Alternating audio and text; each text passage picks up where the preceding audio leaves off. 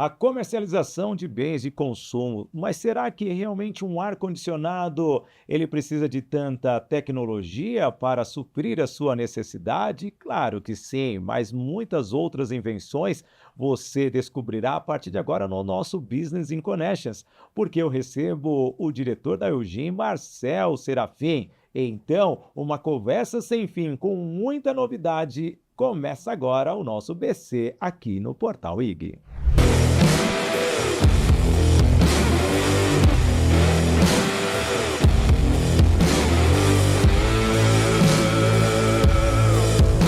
Alô, amigo, alô, amiga, seja bem-vindo ao nosso Business in Connections de hoje. E sem dúvida nenhuma, nós vamos falar de algo que é importante: o consumo de bens. Mas será que realmente as empresas estão desenvolvendo produtos que para nós consumidores são eficazes? Nós vamos falar muito sobre o mercado eletrônico, nós vamos falar sobre a vida executiva, porque você está chegando aqui no nosso Portal IG, no nosso IG Play, também no canal do YouTube do IG, além do meu canal de Sidney Botelho, que eu peço para você se inscrever, e no canal do podcast Business in Connections, para entrevistar ele, diretor executivo de bens e consumo e também de muitos outros setores da Eugin, Marcel Serafim. Você vê que o nome da empresa já dá uma rima. Seja bem-vindo. Bem-vindo e será o fim dos seus problemas, ou o início deles também. Meu Deus do céu, ou o fim do meu programa. Já que você quer colocar essa... Muito obrigado, Shinji. Obrigado pelo convite. Foi um prazer. É um prazer estar aqui para a gente debater um pouquinho mais sobre o setor, sobre o segmento, sobre a execução, sobre pessoas, sobre business. E aí eu deixo você conduzir da melhor forma possível. Não, eu tô olhando você parece o Schumacher, cara, não, o piloto. Isso que... Melhor não, eu não vou te contar os segredos da universidade. Depois já falaram isso, né? Off um pouco sobre mas isso. É verdade, gente, o cara realmente ele tem esse perfil, e eu não tinha lembrado isso nos bastidores, mas olhando para você aqui abertamente, e eu, antes de começar as perguntas, deixa eu falar que o Business Connections, ele tem o apoio da agência Soul Digital, isso mesmo, que cuida de todas as marcas do grupo Sidney Botelho, também da Doco Technology, uma empresa de tecnologia do Bitrix 24, a Toye Produções e Eventos, produzindo os maiores eventos de São Paulo, principalmente para você, palestrante e treinador, a Unielas Marcas e Patentes. Tudo que você tem que registrar. Aliás, teve uma inovação, registre a sua patente.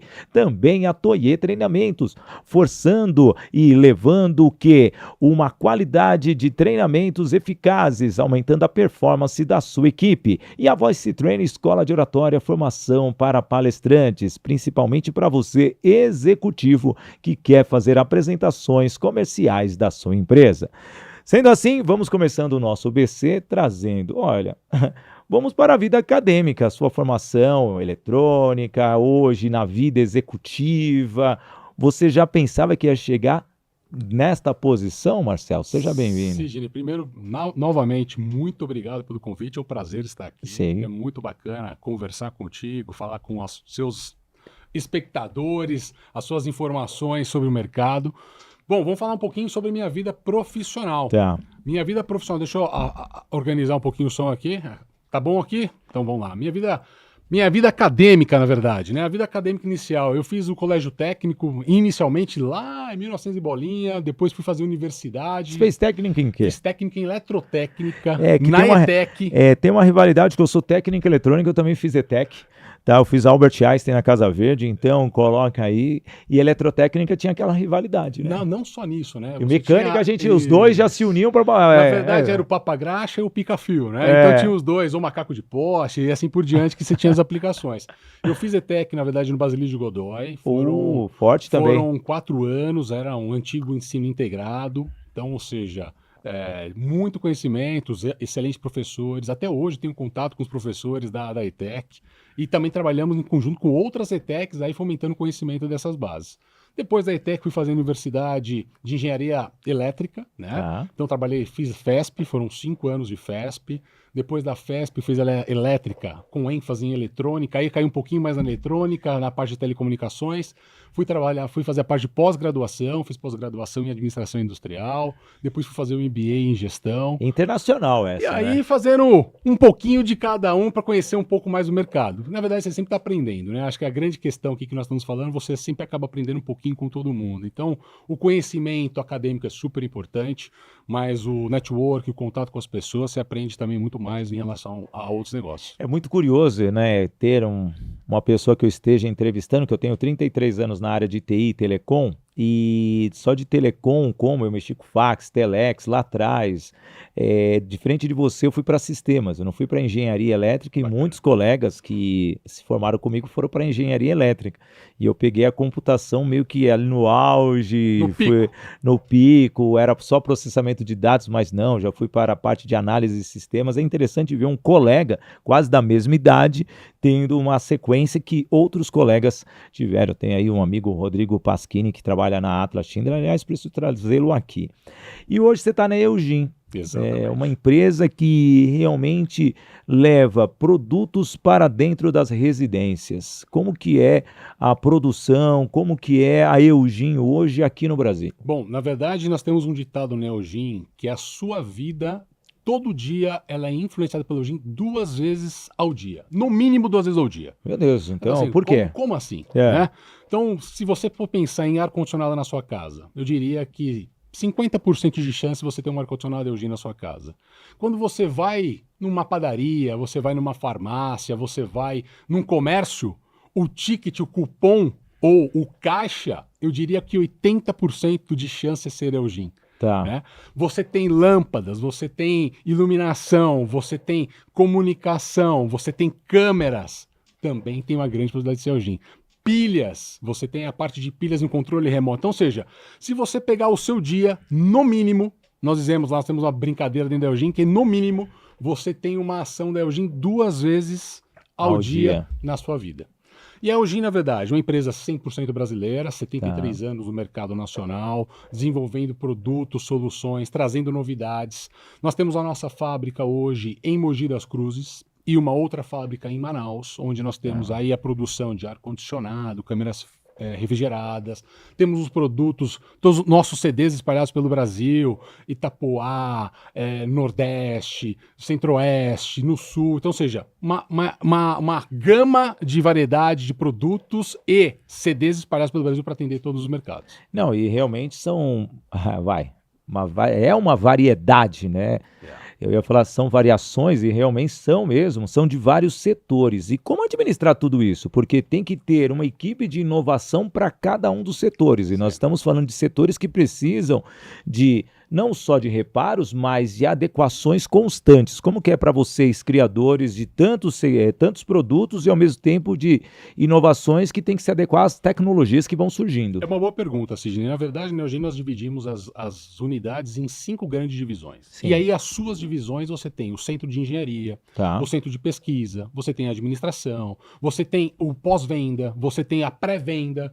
Então, cada unidade de negócios tem o seu background, ou seja, o seu conhecimento necessário para que você consiga desenvolver melhor oportunidades. E aí você tem tendências, você tem que conhecer o seu consumidor, você tem que ir em eventos, por exemplo, estivemos recentemente na CS 2025 lá em Las Vegas, que foi uma feira maravilhosa para você entender o que vai acontecer nos próximos 3 anos. Nossa. E o que nós temos que trazer para atender o nosso público em 3 anos, né? Então, até colocam algumas redes sociais, algumas tendências que vão chegar já neste ano, que a Eugin vai estar trazendo já para auxiliar o mercado de uma forma geral, mas é você canalizar essa energia olhando o consumidor, olhando os segmentos. E aí a pergunta é, quais são os segmentos que vão despontar num curto espaço de tempo? Será que os segmentos que nós atendemos hoje serão segmentos daqui a 2, 3 anos? Não sei, então fica a incógnita aí para todos nós.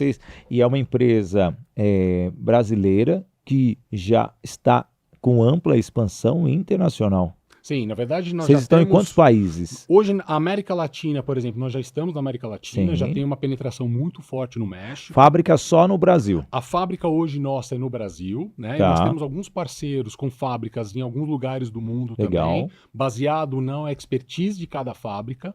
As nossas fábricas do Brasil basicamente estão tracionadas com a parte de refrigeração e ar-condicionado. Tá. E os outros produtos a gente faz um co-branding. Então a gente faz uma ação internacional sobre isso. O mercado de vendas, basicamente, o mercado estamos focado muito no Brasil, a tendência é o mercado nacional, mas olhando também a Latinoamérica. Acho que esses são os dois pontos aí que a Eugin traciona muito bem nesse Não, mercado. isso é muito bom. Nos Estados Unidos vocês estão?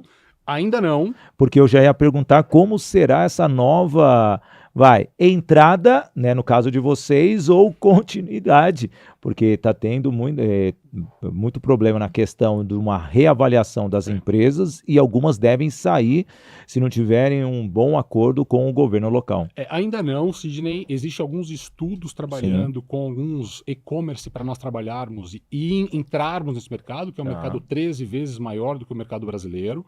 Mas existe uma grande tendência de a gente estar começando com alguns produtos que nós temos maior penetração e depois crescendo. E não só no mercado americano, mas em outros mercados também, o mercado europeu, né, o mercado asiático, o mercado africano. Então, existe tendência de análise que a gente está expandindo com uma tendência maior. Você traz um ponto, né? O e-commerce, vocês são produtos, vamos pegar o ar-condicionado, é algo que é um produto a ser vendido, porém precisa de um cuidado na instalação, que não é qualquer um que pode fazer uma instalação de um ar-condicionado que envolve a estrutura total, tanto do prédio quanto da onde você for. Como que vocês veem esta questão da venda direta do produto, que pode sim chegar e a pessoa contratar qualquer outra pessoa até que entenda do equipamento para fazer a instalação. Como vocês estão fazendo esse processo? O ar-condicionado, a divisão de ar-condicionado trabalha muito bem isso desde o início da captação do cliente para auxiliá-lo na divulgação e qual é o produto certo para ser instalado. Sim. Quando você faz essa análise antecipada com os clientes, você consegue minimizar os problemas posteriores. Então, se você consegue identificar que o cliente precisa de um ar-condicionado X e você especifica já para ele, depois você vai direcioná-lo para a rede de autorizados, assistência técnica, para auxiliá-lo na instalação. A instalação do ar-condicionado, pessoal, requer alguns cuidados, né? Porque, querendo ou não, você tem a questão do gás refrigerante, você tem a parte elétrica, você tem a parte de infraestrutura, mas é algo que a Eugin trabalha muito bem o treinamento dos parceiros. Então, quando você entra no site da Eugin e você enxerga os parceiros técnicos que estão lá para serem instalados os ar-condicionados, tenha certeza que você vai ter um sucesso ali, porque eles foram treinados exaustivamente para aquela aplicação. E nós temos um aqui no estúdio que é realmente Exatamente. um modelo Eugin que vale muito a pena. E vejo, né, você com 20 anos, você tem 20 anos já de Eugin? Quanto tempo você tem lá? Eugin, na verdade, Você estou chegou a quanto 10 meses, eu estou super recente na Eugin. A minha bagagem, na verdade, eu vim de algumas outras grandes companhias também, como a ABB, Cosan, Macgeral, Texis, né? Mas na Eugin eu cheguei no meio do ano passado. Tá.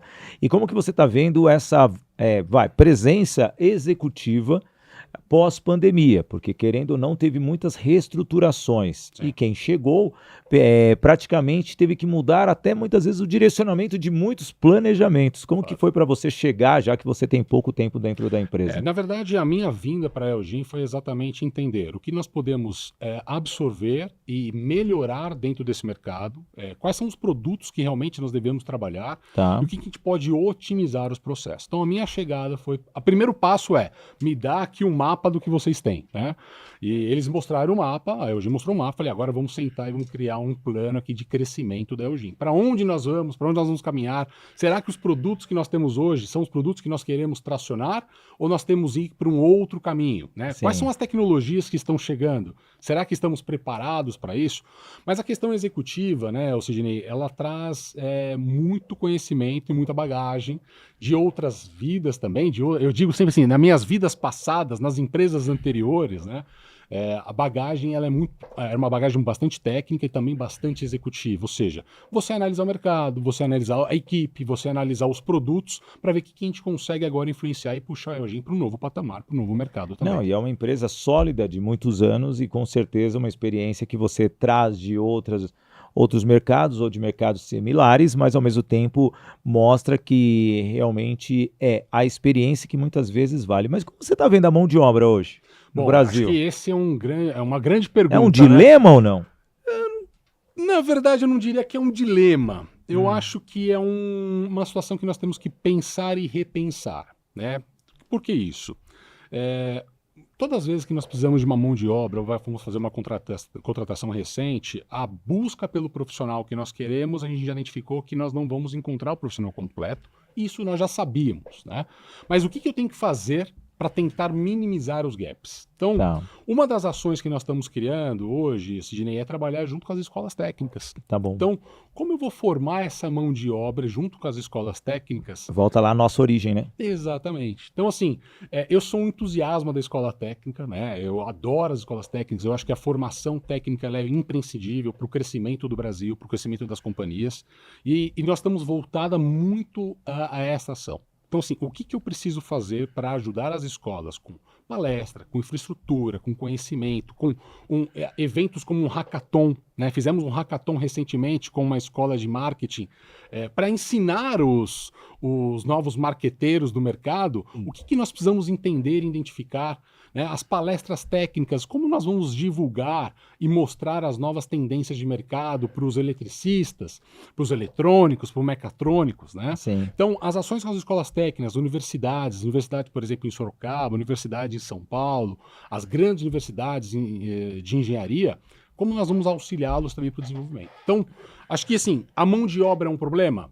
Eu diria que ainda não, mas estamos com uma tendência de ter problemas. Mas aí, o que nós vamos fazer para antecipar essas necessidades? É exatamente esse desenvolvimento, esse conhecimento. Aí entra aquela guerra de gerações, né? Se nós formos ver lá na década de 90, quando iniciamos, o ensino médio ele era conectado ao técnico. Isso, exatamente. E, obviamente, a exigência para você passar, porque não tinha tantas opções também na educação. Aqui nós temos que trazer um ponto importante da vivência nossa e também o que o governo fez, indiferente de qual governo teve essa iniciativa.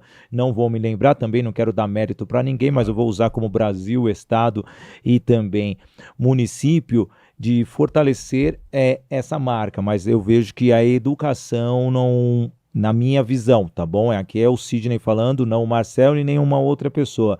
Está pecando porque não está conseguindo se conectar com empresas como a EOGIM, como outras grandes multinacionais. Falando em empresas, deixa eu falar para você aqui rapidamente dos nossos apoiadores. Sempre lembro que o Business Connections, ele tem um apoio da agência Soul Digital, é a agência que cuida de todas as marcas do grupo Sidney Botelho.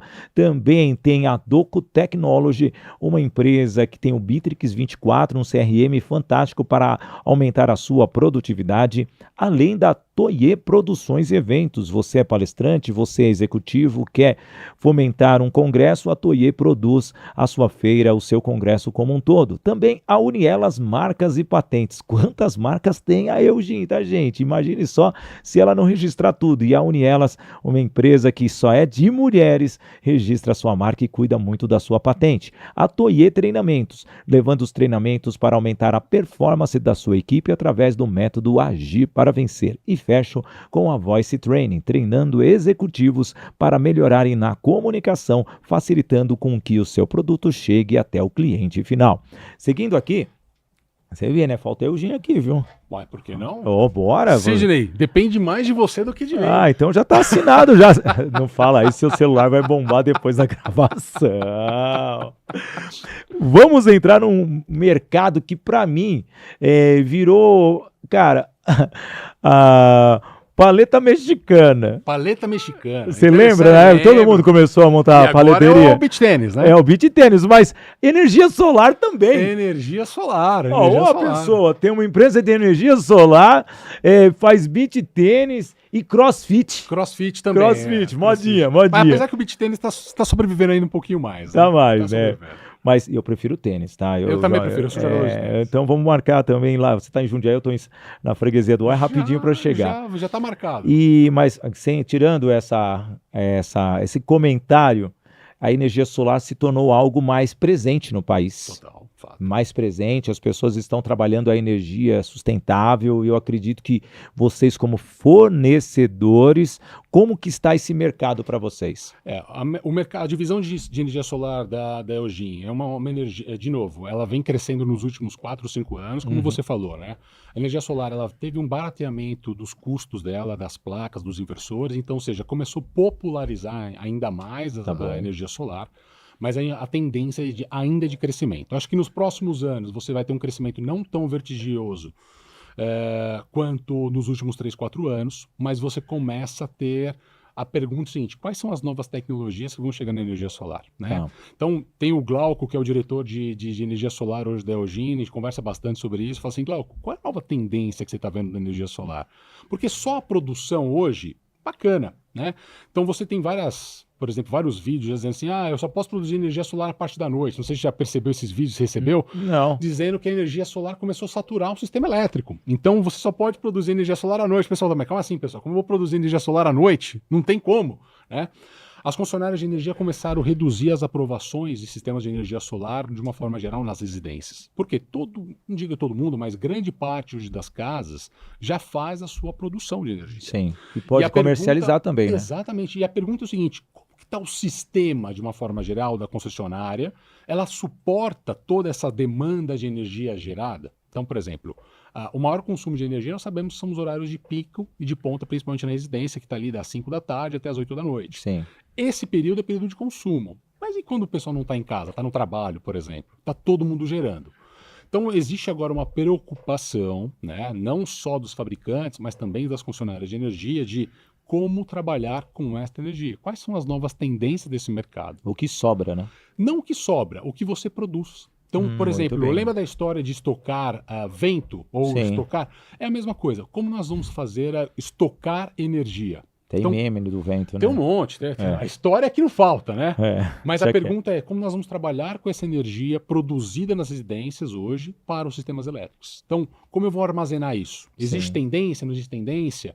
Então, o Glaucon traz sempre bastante conversas para nós ali na reunião da diretoria que a energia solar chega num patamar, mas tem que chegar alguma coisa nova para continuar crescendo. Que aí pode ser os carregadores, os armazenadores. Nossa, e já estão pensando em... Vocês já produzem? Já tem hoje, na verdade, já temos as baterias de armazenamento, mas a pergunta é, quais são as novas tendências de armazenamento?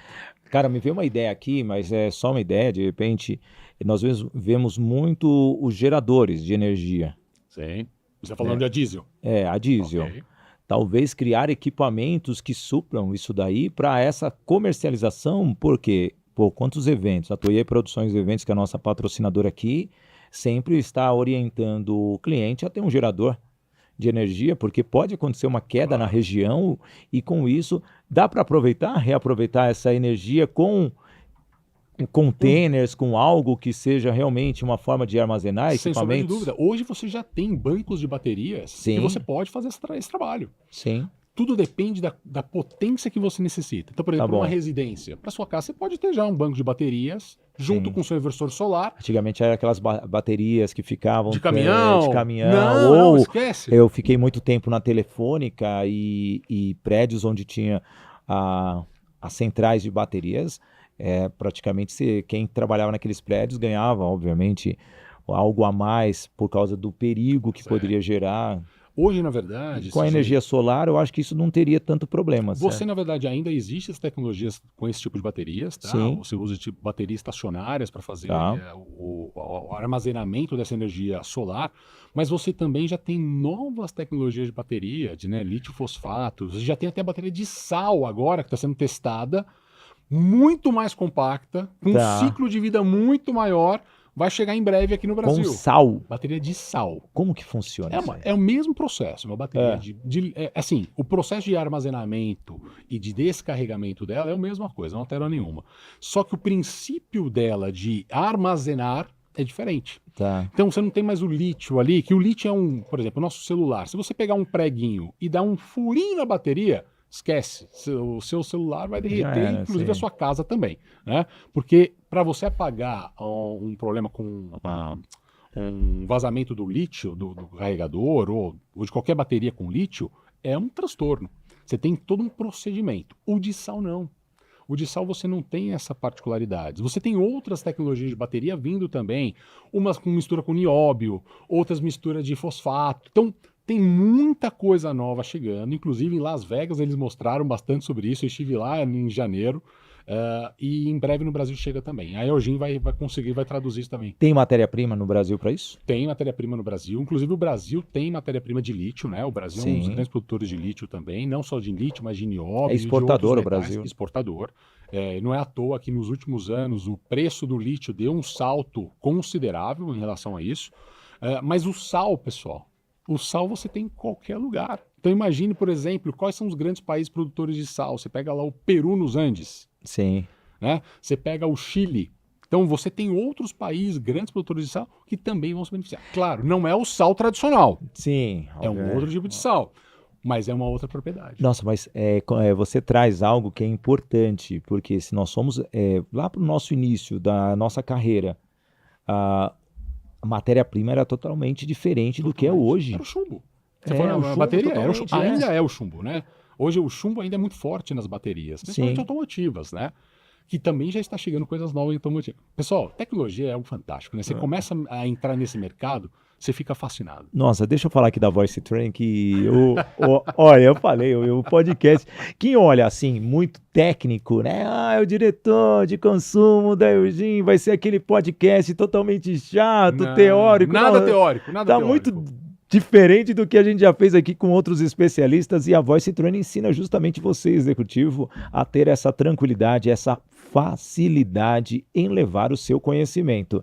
Então, você que é executivo, você que aí tem uma empresa que quer mudar a forma de se comunicar interna e externamente, fazendo com que o seu profissional, aquela pessoa, aquele representante comercial leve um conceito técnico em um grande congresso, está aí, QR Code na tela, a Voice Training treina tanto essa pessoa quanto também amplia a forma da mentalidade para se comunicar e ter uma forma assertiva de elevar ainda mais o seu produto e também o relacionamento junto aos clientes. Voice Training Escola de Oratória, formação para palestrante, o nosso patrocinador master. Olha quanta coisa. Ainda na energia solar, que eu acho que é algo amplo, né? Quais são as regiões hoje no Brasil que mais armazenam energia e as que mais consumem o produto? Incidência solar. Existe um estudo, na verdade, existe até um instituto muito forte no Brasil que você faz o mapeamento de incidência solar. Nós sabemos que a incidência solar no Nordeste é muito forte. Sim. O norte de Minas Gerais também tem um grande potencial, mas o Brasil, Sidney, como um todo, ele tem um potencial energético fantástico. A pior região do Brasil de incidência solar é a melhor parte de qualquer país na Europa. Então, se você pega a pior região do Brasil Qual é a incidência, pior? A região sul. A região Tá. sul ela tem uma incidência solar menor, né? Por causa da posição geográfica que temos ali. Porto Alegre, Chapecó, tem uma incidência solar um pouco menor. Mas mesmo tendo uma incidência luminosa pequena nessa região, ela é muito melhor do que nós temos na Europa. Sim. E quando nós pegamos alguns estudos, por exemplo, de energia solar, a região, por exemplo, na Alemanha, que acho que 60%, 70% das casas, eu não me lembro agora o número exato, 60% ou 70% das casas alemãs têm energia solar. E a incidência solar na Alemanha é muito pior do que a nossa pior energia solar. Nossa. Então, ou seja, o potencial que nós temos no Brasil ainda de desenvolver a energia solar, ela é gigante. Tem um mercado ainda a ser explorado muito grande. Só tem um detalhe, nós produzimos a energia solar durante o dia. Mesma coisa com a energia eólica. A energia eólica, se você não tiver o vento, você não produz. A pergunta é, onde eu vou estocar essa energia? Estou dando a dica já para vocês aqui. Prestem atenção no que nós vamos falar sobre energia. Nós estamos produzindo, mas onde nós estamos armazenando? Então, existe já algumas concessionárias de energia trabalhando para fazer o seguinte, eu vou trazer a energia mais barata num certo horário e no momento de energia mais cara, eu pego essa energia das baterias e jogo para a rede, ou seja, ela também começa a fazer dinheiro com a venda dessa energia. Eu sei que não é da sua responsabilidade, mas nós estamos falando de armazenamento de energia. Fato. E em alguns países, tivemos no Chile apagões, tivemos aqui em São Paulo uma negligência da empresa num período, 2, 3 meses atrás, que realmente houve aquele boom, até mesmo a questão de caçar a concessão em relação à empresa que gerencia em São Paulo a energia elétrica. Como que você vê, com tanto armazenamento que a gente está falando, não está sabendo nem onde distribuir, e ainda com apagões, você como especialista da área, por que isso ocorre e como utilizar para que todo esse recurso que está chegando para não ocorrer apagões como esse? Sidney, na verdade, os apagões de São Paulo eles tiveram ele é diferente da falta de energia. Na verdade, aí foi uma questão de consequência de infraestrutura, de distribuição de energia, do que a própria falta de energia, né?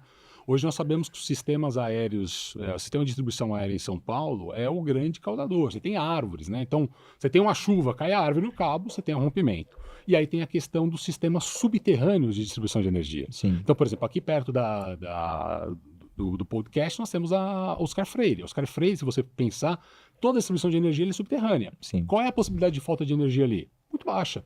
Por quê? Porque você não tem nenhuma interferência externa para essa situação.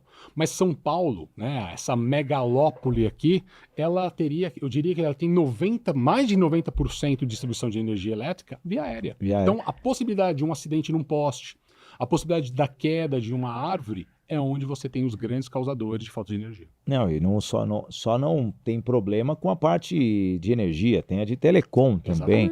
Eu fiquei muito tempo na Telefônica, mas passei pela multicanal que foi adquirida pela NET, e lembro naquela época, na década de 90, toda essa distribuição sendo embutida. Exato. É um trabalho de anos. Você vai para a tempo. Europa, vai para Nova York, você vê tudo embutido, mas é um trabalho minucioso e tem que ter um apoio público-privado para que tudo seja feito. O custo é maior, fato. Sim, Só que totalmente. quais são os benefícios que você tem Mas dessa beneficiaram algumas regiões de São Paulo e outras não. Isso, aí tem que ver o seguinte, como o poder público vai fazer para ampliar essa situação? Como você pode fazer para minimizar esses riscos? E otimiza até aquela questão de roubos de cabos. Sem sombra de dúvida. Porque nós temos muito. Tudo bem que eu já vi roubo de carros. Deixa eu colocar aqui para você. Eu estava circulando em São Paulo, e o rapaz com a britadeira. Nossa. Aí eu pensei, tá lá com o carro isolado. Não, o roubo foi isolado. Meu Com Deus. cone, com carro, com tudo. E ao mesmo tempo, dia seguinte, estava toda a região sem energia luz. que eu vi no telejornal. Olha, a região tal, roubaram os cabos, abriram o buraco.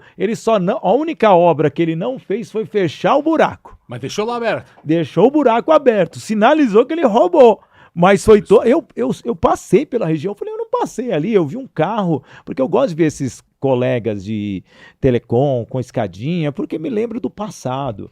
Sabe? Remete um saudosismo, sabe? E depois obviamente, como você vai galgando na profissão, já viro mais um planejador, um estrategista, você já cria estratégias para que facilite a mão de obra, mas estava tão bonitinho o isolamento e no dia seguinte eu só percebi que aquilo era um roubo quando eu vi na televisão o buraco. Fora, na verdade, o roubo das subestações, né? Tem vários vídeos onde tem um cidadão que ele vai com um alicate de baixa tensão cortar um cabo de média ou de alta tensão, ou seja, ele evapora.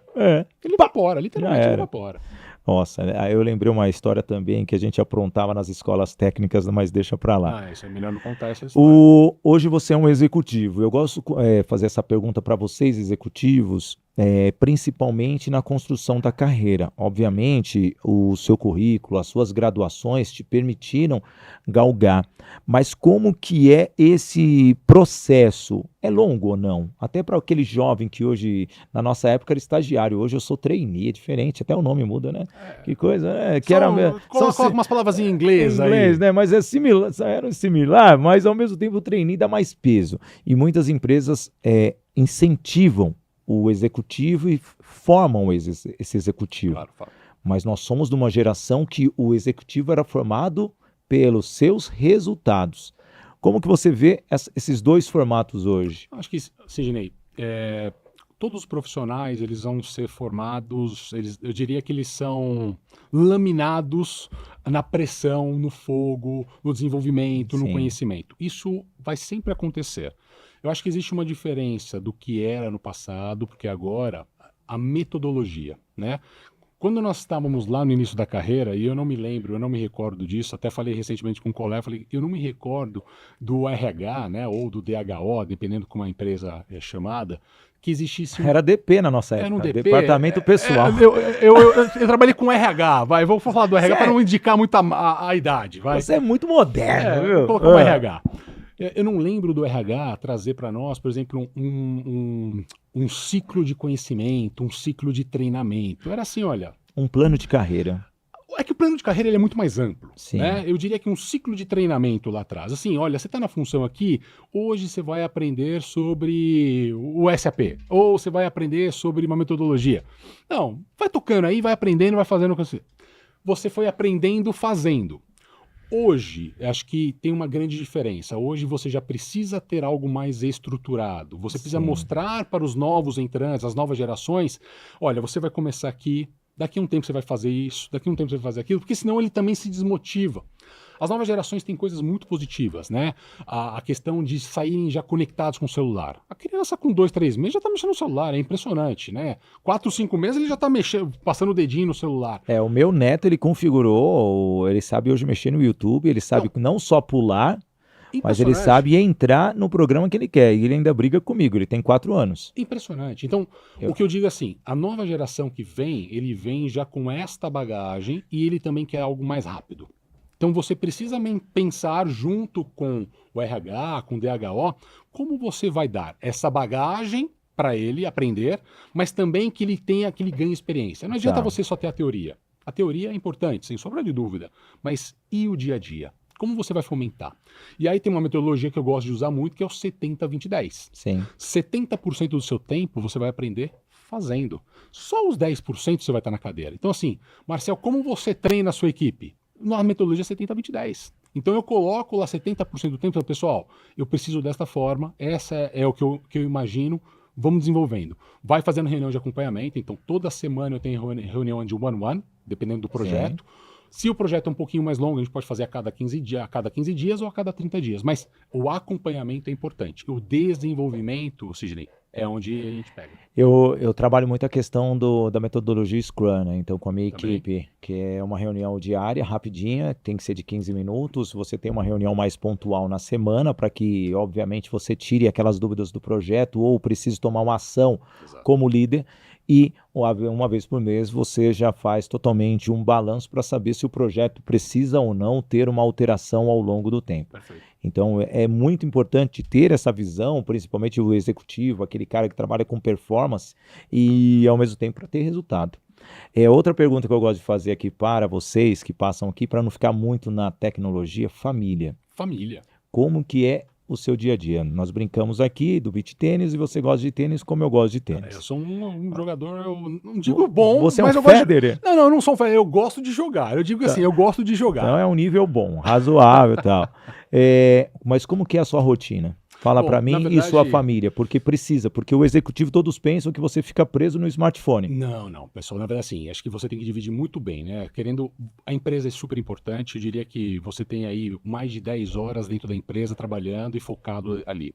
Mas você também tem que ter a questão da sua saúde e a questão da família. É um tripé, né? Sim, Saúde, família e trabalho. Você tem que saber equilibrar muito bem esses três. Se você não souber, se um desses 3 pilares não tiver muito bem equilibrado, alguma coisa não vai ficar legal. Então, a mesma coisa, se você não tiver muito bem estruturado fisicamente para jogar um tênis, as suas costas vão começar a doer, seu braço vai começar a latejar. Então, você tem que trabalhar muito bem essa questão da musculatura, né? Então, eu digo assim, como é a rotina do Marcel? Segunda a sexta eu tenho alguns dias onde eu tenho a minha questão da fisioterapia, eu tenho o meu tênis, eu tenho o meu funcional, eu tenho na minha musculação, né? Eu tenho a questão do dia de ler um bom livro, né? De ou em casa sair para jantar com a esposa também, divertir, sair um pouco do estresse, né? Pegar uma estrada, por exemplo, eu moro em Jundiaí, então você tem que pegar a estrada, mas é legal para ir para Vinhedo, Valinhos, Campinas Exato. e tomar um café lá no Serra Azul com a esposa, mas o volta. momento para até eu Tomar me um vinho. desligar da empresa é esse trajeto da empresa para minha casa quando eu pego a estrada. Eu Cê- gosto de dirigir. Você vem de carro ou moto? Eu venho, dependendo do dia, eu venho ou de moto ou de carro. Porque eu percebo que você tem moto pelo seu jeito e é o meu jeito também. Eu ando assim, eu diria que 70% do meu tempo eu venho de moto para São Paulo, Tá. né? Mas quando tem chuva ou o tempo está mais nublado, eu venho de carro. Mas é o momento de eu me desligar. Por quê? Eu estou ali focado na questão da moto, do carro. Mesma coisa no tênis. Você vai jogar tênis. Se você tiver com a cabeça na empresa, você não acerta uma bola. Você conhece, você joga tênis, você sabe muito bem disso, né?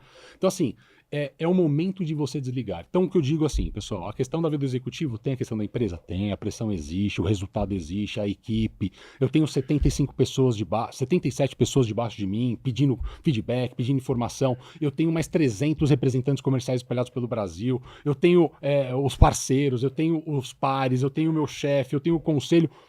Então você tem que saber dosar um pouco essa situação. E aí você faz essa troca entre o esporte, a família, e o trabalho. Acho que isso é importante. Não, eu trouxe tudo isso daí porque para vocês terem uma visão de que não adianta só ficar ali, resultado, resultado, resultado, resultado. Você vai ter o resultado se você tiver uma distribuição do quê? De toda a sua energia. E Claro. quando eu falo energia, é conhecimento, habilidade, prática, envolve tudo.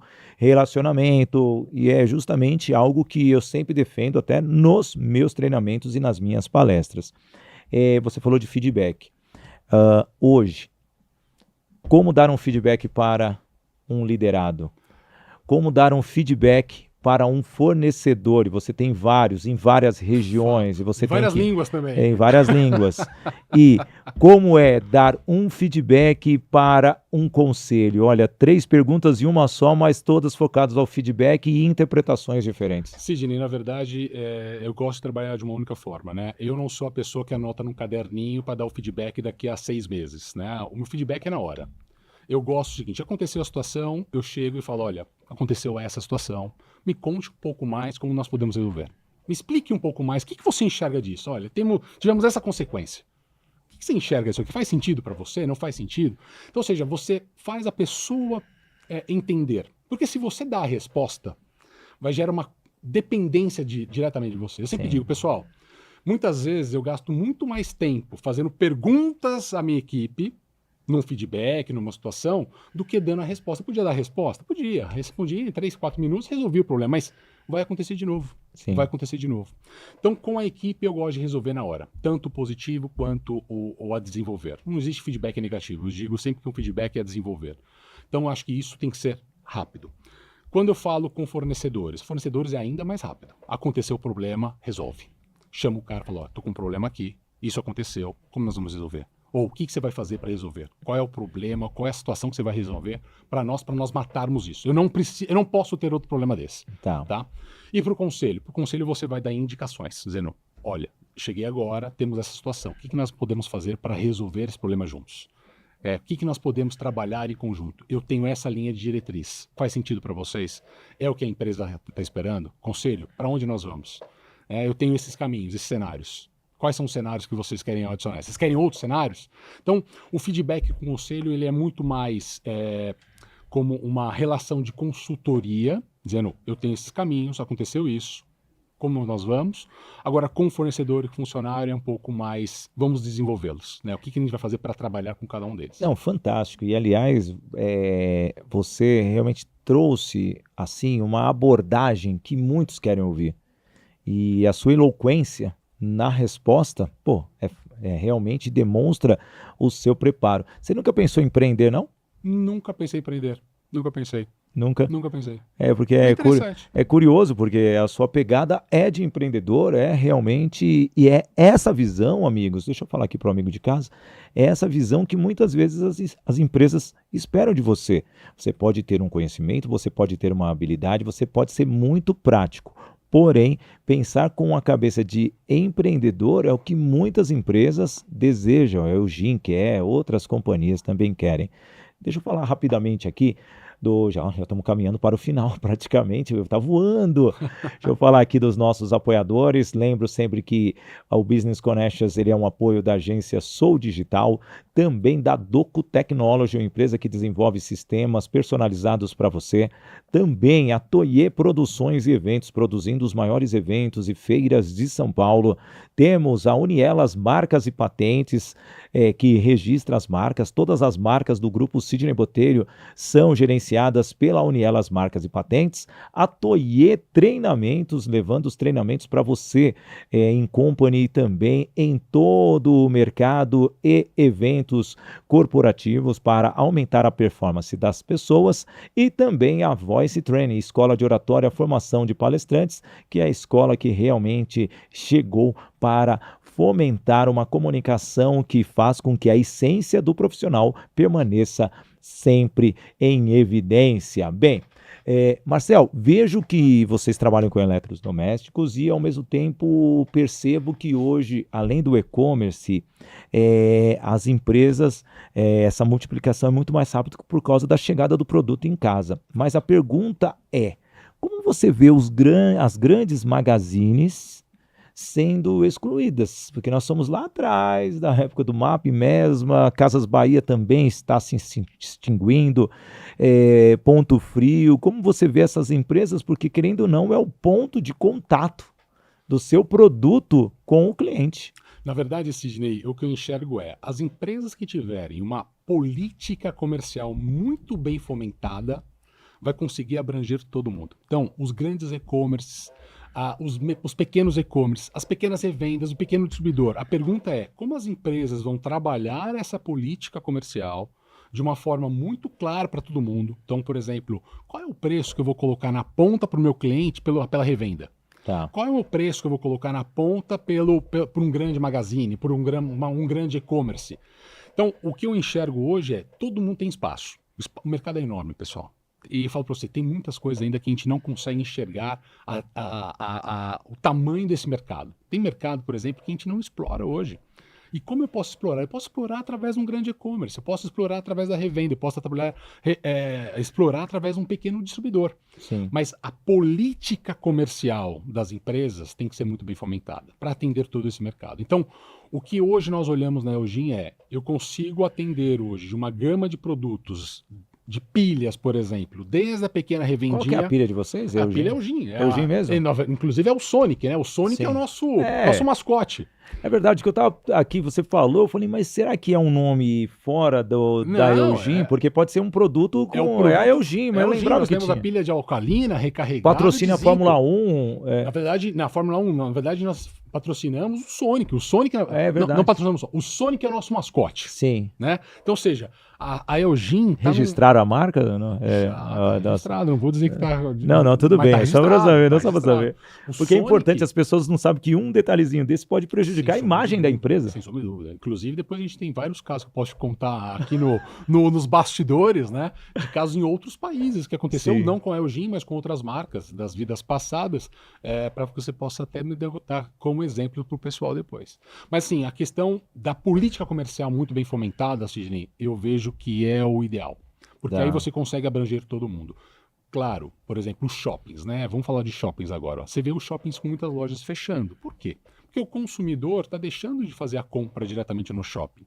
Mas ele precisa do shopping? Precisa. Por quê? Porque é um mostruário. Então, se você tem as lojas lá, e o brasileiro, né? O brasileiro gosta de pegar o produto na mão.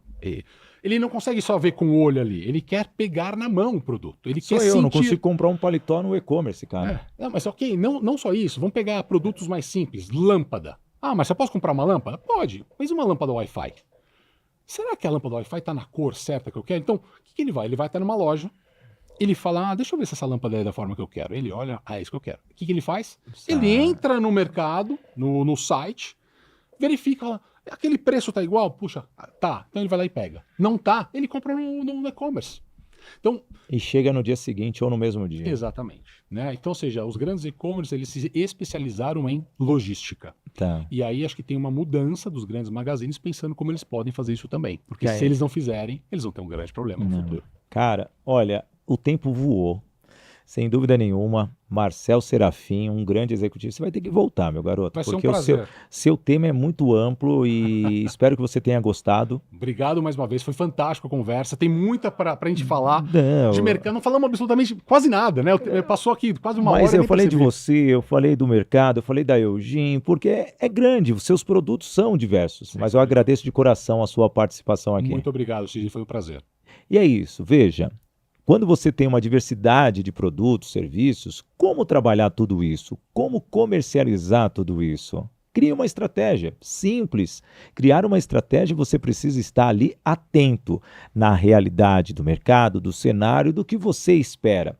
E não é porque você é pequeno, médio, grande ou gigante que você não precisa ter esse cuidado. E a vida executiva de qualquer pessoa, de qualquer profissional, seja você diretor, CEO ou simplesmente o dono do seu negócio, é se antenar e ver as oportunidades que o mercado oferece para você.